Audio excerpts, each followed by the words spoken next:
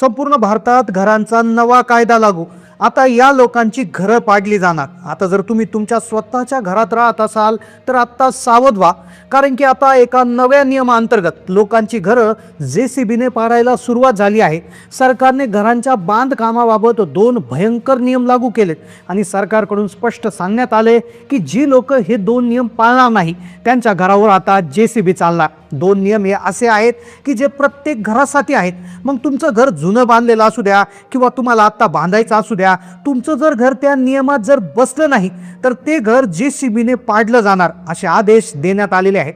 नियम हा खरं तर 1 जानेवारीपासूनच लागू झाला होता, पण त्याची अंमलबजावणी आता मार्च एंडिंगमुळे प्रचंड जोरात सुरू झालेली आहे.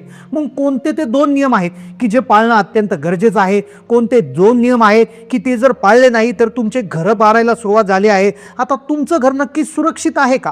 तुमचं घर त्या नियमात बसतं का? हे कसं ओळखायचं? सगळी सविस्तर माहिती तुम्हाला देणार आहे. पहा, तुमचं घर नियमाच्या बाहेर जरी बसत असेल तर तुम्ही तुमचं घर कसं वाचवायचं याची देखील टिप्स तुम्हाला व्हिडिओमध्ये सांगणार आहे. त्यामुळे व्हिडिओ अजिबात बंद करू नका. लक्षात घ्या, घर हे प्रत्येकाचं स्वप्न असतं. घर हे आयुष्यात एकदाच बांधलं जातं. आयुष्यभराची जमापुंजी घर बांधण्यासाठी घातली जाते आणि तेच घर जर त्या JCBने पाडायला सुरुवात झाली तर तुम्हाला कसं वाटेल? खरं तर ही जी भावना आहे ही भीती वाटणारी भावना आहे. तुम्हाला खोटं वाटत असेल, पण देशामध्ये तसेच राज्यामध्ये अनेक ठिकाणी घरं पाडायला सुरुवात झालेली आहे. त्यामुळे तुमचं घर पडू द्यायचं नसेल, तुमचं घर सुरक्षित ठेवायचं असेल तर लक्षपूर्वक हा व्हिडिओ तुम्ही पाहायचा आहे. संपूर्ण देशात सगळ्या लोकांसाठी, सगळ्या लोकांच्या सगळ्या घरांसाठी एक नवा कायदा लागू केलाय. या अंतर्गत 2 नियम तपासले जात आहेत. या 2 नियमात न बसलेली घरं पाडायला आता स्पष्टपणे सांगण्यात आलंय. महाराष्ट्रात जर आपण बघितलं तर 99% घरं ही गावामध्ये, निमशहरी भागात किंवा काही लोकांनी शेतात घरं बांधली आहे. तर अशा सगळ्या प्रकारच्या घरांसाठी हे 2 नवे नियम लागू करण्यात आलेले आहे.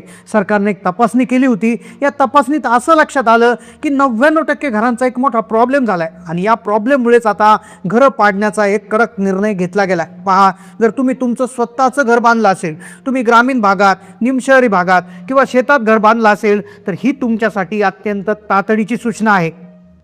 पहा, कदाचित तुम्हाला वाटेल की असं कसं शक्य आहे, पण ज्यांची घरं पाडली आहेत तर ती लोक आता रडत आहेत. तुम्हालाही जर रडायचं नसेल तर तुम्ही काय काळजी घ्यायची सगळी सविस्तर माहिती तुम्हाला व्हिडिओच्या माध्यमातून देतोय. पहा, 2 नियमानुसार तपासणी होते. घराचं मोजमाप होणार, काही कागदपत्र तुम्हाला द्यावी लागणार आणि जर तुम्ही ही कागदपत्र दिली नाही, मोजमापाच्या नियमात तुमचं घर बसलं नाही तर तुमचं घर काही तासात जमीनदोस्त होणार असा स्पष्ट आदेश देण्यात आलाय. आता आपल्या सगळ्यांना माहिती आहे की आपला देश हा शेतीप्रधान आहे. महाराष्ट्रात देखील बऱ्याचशा लोकांनी शेतीमध्येच घरं बांधली आहे किंवा काही लोकांनी गावात घरं बांधली, पण ती नॉन ॲग्रिकल्चरमध्ये जागा रूपांतर न करता शेत जमिनीत घरं बांधलेली आहे. अशा घरांना आता फास आवळला जाणार. बऱ्याच वेळा काय वाटतं, तुम्ही काय करता, प्लॉट घेता, तो प्लॉट बऱ्याच वेळा शेत जमिनीत असतो, तो बिगर शेती जमिनीत ट्रान्सफर न करता घराचं बांधकाम केलं आहे. तर अशा सगळ्या लोकांना, सगळ्या लोकांच्या घरांना हे सगळे नियम लागू होणार आहे. या नियमाच्या आत न बसणारी सगळी घरं अनधिकृत बांधकाम म्हणून धरली जातील आणि ती घरं तोडली जातील. सरकारने लिस्ट जाहीर केली आहे. आता हे 2 नियम ज्यांना माहिती नाही आहे त्यांचा तर खूप मोठा प्रॉब्लेम होणार, कारण की 99% घरं अशी सापडली आहेत की जी या नियमात बसत नाही आहेत. त्यामुळे शांततेत मन लावून तुम्ही ही माहिती ऐकणं गरजेचं आहे. पहा, आधीच्या काळात कुठेही घर बांधलं तरी चालायचं. तुम्ही तुमच्या शेतात घर बांधा किंवा गावाकडे एखादा छोटासा प्लॉट घेऊन घर बांधा, कुणी रोखत नसे. गावठाण्यातील घर असलं तरी चालायचं, गावाच्या बाहेर थोडं लांब बांधलं तरी चालायचं. पण सरकारने एक सगळ्यात महत्त्वाचा नियम लावला, तो म्हणजे तुमच्या घराच्या लांबी रुंदीचा नियम. तुमच्या घराच्या आकारानुसार आता हा नवा नियम आलाय. जर तुमच्या घराची लांबी आणि रुंदी ही चुकीची ठरली तर तुमच्या घराचं एकूण माप जर दिलेल्या हद्दीच्या बाहेर गेलं तर तुमच्या घरावर देखील हा कायदा येऊन कारवाई होऊ शकते. सरकारने लांबी रुंदीचं एक वेगळं गणित मांडलंय. या गणिताच्या बाहेर जर तुमचं घर जात असेल आणि जर ते NA प्लॉटमध्ये नसेल, तुम्ही जर ते बिनशेती जमिनीत बांधलं असेल तर थेट शेत जमिनीत किंवा गावठाण जमिनीवर बांधलं असेल तर तुमच्या घरावर आता त्या ठिकाणी JCB चालणार आहे. पहा, तुमच्या घराचं क्षेत्रफळ जर या नवीन नियमाबाहेर जात असेल, तुमच्या घरावर आता घाला येईल. मग नेमकं काय आहे तो नवीन नियम, काय आहे, कोणत्या लोकांची घरं हटवली जाणार, लांबी रुंदीचा हा नियम नेमकं किती आहे, किती क्षेत्रफळ असल्यावर तुमचं घर सुरक्षित राहणार आणि किती क्षेत्रफळाच्या पुढे गेल्यावर घरावर JCB चालणार, तसेच प्रत्येक घराला एने करण्याची गरज आहे का, कोणत्या लोकांची घरं वाचणार, कोणत्या लोकांची घरं पाडली जाणार, हे समजून घेण्याआधी हा व्हिडिओ तुम्ही शेवटपर्यंत पाहायला पाहिजे. हा नियम आत्ताच आल्यामुळे बऱ्याचशा लोकांना या नियमाविषयी माहिती नाही आहे. लोकांनी लाखो रुपये खर्च करून स्वतःच्या स्वप्नातलं घर उभं केलेलं असतं, काहींनी तर पूर्ण आयुष्याची कमाई लावून हे स्वप्न पूर्ण केलं असतं, पण हा तांत्रिक नियमच माहिती नसल्यामुळे तुमचं घर आता धोक्यात येऊ शकतं आणि एका मिनिटात जमीनदोस्त होऊ शकतं. त्यामुळे तुम्ही तुमच्या घरावर जर तुमचं प्रेम असेल, तुम्हाला ते वाचवायचं असेल, तर ही माहिती तुम्ही कान देऊन लक्षपूर्वक नीट ऐका. तर पहा, आजच्या व्हिडिओमध्ये आपण अत्यंत महत्त्वाच्या कायद्यावर बोलत आहोत, ज्याचा संबंध थेट तुमच्या घराशी आहे. पहा, राज्यातील प्रत्येक घरासाठी जो नवीन कायदा सुरू झाला आहे, त्यात विशेषतः ज्यांची शेतजमीन किंवा ग्रामीण भागात घरं बांधली आहे, खरं तर हा त्यांच्यासाठीच नियम आहे. आधी काय व्हायचं, कुठे 2-4 गुंठे जागा घेतली जायची, ती मुळात शेतजमीन असायची, त्यावर घर बांधलं जायचं. सरकारने वारंवार हे सांगितलं होतं की कोणतंही बांधकाम करण्यापूर्वी जमीन ही नॉन ॲग्रिकल्चर म्हणजे बिनशेती असणं गरजेचं आहे, तरच त्यावर कायदेशीररित्या घर बांधता येतं.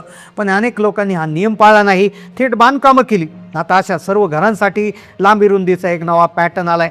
तुमच्या घराला आकार किंवा घराचं क्षेत्रफळ जर या नियमाबाहेर गेले, तुमची जागा बिनशेती असेल, तर ते घर पाडलं जाऊ शकतं किंवा त्याच्यावर कायदेशीर कारवाई केली जाऊ शकते. मग काय आहे हा नियम, किती लांबी रुंदी असायला हवी, हे तुम्हाला नीट सांगतो. नवीन नियम तुमच्या जमिनीच्या फ्युचरशी जोडलेला आहे. जर तुम्ही गावाकडे राहत असाल, तुम्ही शेतकरी असाल, त्यावर येणे न करता घर बांधले असेल, तर ही माहिती तुमच्यासाठी खूप गरजेची आहे. भविष्यात जागा घेऊन घर बांधण्याचा प्लॅन करत असाल तरी हा व्हिडिओ तुम्ही पूर्ण पहा, कारण की उद्या चालून तुमचं देखील हक्काचं घर पाडलं जाऊ शकतं. आता पहा, नवीन नियमानुसार तुमच्या घराच्या लांबी रुंदीची मोजणी केली जाणार. ही मोजणी ठरवून दिलेल्या आकड्यापेक्षा जास्त निघाली तर घरावर कारवाईचे आदेश दिले जाऊ शकतात. नव्या कायद्यानुसार घराचं क्षेत्रफळ किती असायला हवं आणि कारवाई टाळण्यासाठी काय करावं हे पटकन पाहून घ्या.